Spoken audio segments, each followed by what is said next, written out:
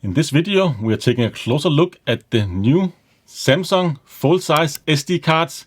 The Pro Plus, I believe, is the first full-size SD card that Samsung has ever produced. Of course, they have made micro SD cards for quite some time, but these new cards here cost close to half the price of an Extreme Pro at equivalent sizes. So you can get 256 GB of storage for around 40 euros, which is not quite half the price, but it is pretty close. And Samsung is promising up to 100 megabits per second of read speed and 90 megabytes per second write speed, which is quite impressive. Of course, not up to the claim that Sandisk is, writing on their cards 170 megabytes of read speed, but I have never ever been able to hit those read speed with this card. So of course, in this video, I will compare it to the Extreme Pro and see which card will actually read fastest. Also, when it comes to sequential read and write speed. And right now, I have two cameras running with the Samsung 256 GB card here, and see if I can record till the card actually just runs dry. I have it in my Sony camera right behind me right now, and I have it in my Panasonic camera up here. And if I'm recording at 100 megabits per second, I can record around close to 6 hours with this card. I believe 5 hours and 40 minutes. So that's quite impressive. And of course, let's see if it can actually handle that sequential write to the card for like over 5 hours without any issues. The SD card comes in a rather understated box here, or just a little piece of cardboard there. Of course, you clip it apart and just rip it apart, and you find your SD card in here.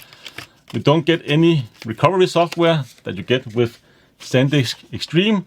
You can see the packaging here is a little nicer, and of course you get the recovery software. And also Sandisk card, at least on the Extreme one here, promises a lifetime warranty, or at least the life of the card, if you have not exceeded the maximum writing capacity of the card. And Samsung is promising 10 hours of warranty, or 10 of course 10 years of warranty here with their card. Only 10 hours. If it breaks after 10 hours, you're done. You're screwed. But yeah, let's just get into the actual benchmark here. And first off, I have tested both cards with exactly the same card reader. Is the Sandisk reader here that goes into USB Type-C, and I've tested it on both Mac and also on my Windows machine that I'm actually recording into right now. So let's just have a closer look at those benchmarks. So let's plug them into my Mac and Windows computer and do some benchmarking. Of course, I'm using Crystal Mark on Windows, and I'm using Blackmagic Disk Speed Tester here on Mac. And of course, you can see the result here. So let's just play a little guessing game. Can you guess which card is which? I'll just give you a few seconds to think about it. And on the right side, we have Samsung card, the Samsung Pro Plus, and on the left side, we have a Sandisk Extreme Pro. Both cards are brand new. I've done nothing, not formatted them or anything. Both of them came as exFAT out of the box. And you can see the results. They are just so similar speed-wise. So I think, yeah, it is within margin of error, and definitely not something you will notice either transferring to or from the SD cards. So definitely speed-wise, there is no real advantage going over one over the other. So I would definitely choose according to the price of the cards. So you can see from the benchmarks that there is not really that much difference between the two cards. I've never, like I said, been able to hit that 170 megabytes per second of read time that they proclaim on their cards from Sandisk Extreme Pro cards, at least the new generation. But in terms of read and write speed between the two, I don't think you will actually notice the difference if you did a blind test. They are so close.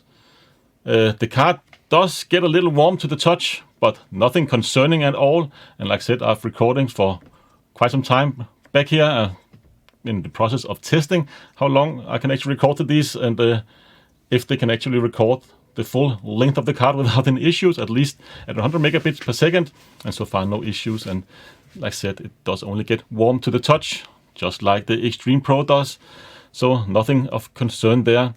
So the only real difference here, and the only thing you're really giving up, is of course the design. If you don't like white, then of course go for the Sandisk or whatever kind of black SD cards that are out there. But you are getting a 10-year warranty next to the limited lifetime warranty, and you also do not get the software, recovery software, or 1 year of license for the recovery software with the Sandisk, or the Samsung one, excuse me, that you of course have get with Sandisk card and have gotten with all the cards for quite some time now. So that's also one little minor drawback, but I don't think really it's worth close to twice as much for a Sandisk card when it compares to the actual card itself and the read speed. And of course I cannot testament to any durability as of yet because I just got the card. But of course, if I notice anything, I will write them down in the description below. So if you want a great, reputable brand at high capacity, at a great cost, or a low price as possible, I think Samsung is probably one of the biggest manufacturers of flash storage and probably one of the better ones out there. So have quite a good confidence in their products. So yeah, definitely go for the Samsung Pro Plus card. I don't think you can go wrong there, unless of course you are paying the same kind of price for the card as you are paying for the Extreme Pro. I would probably still go for Sandisk just because I've used them for so many years now, and I have yet not have a single card fail on me. Maybe I remember wrong, but I've used them for many years, and they have been very reliable. So yeah, definitely go and get the Samsung one if you want best value. I highly recommend them. Of course, it is only UHS 1 card, and as a current state, I think you can only get them in 256 and 128 gigabytes of variant. But of course, I will share the affiliated link down below so you can check them out. And of course, at the same time also support the channel. So it is greatly appreciated if you want to use those links. And so yeah, to conclude, you can definitely not go wrong with the Samsung ones. I actually ordered 4 of these, so I plan to use them in all my cameras that I use for recording YouTube content. So going forward, hopefully it will last me many years into the future. But of course, like I said, I will update in the comments down below if I will have any kind of issues with these cards. But that's pretty much it for this video. I hope to see you again in a future one. Until then, take care.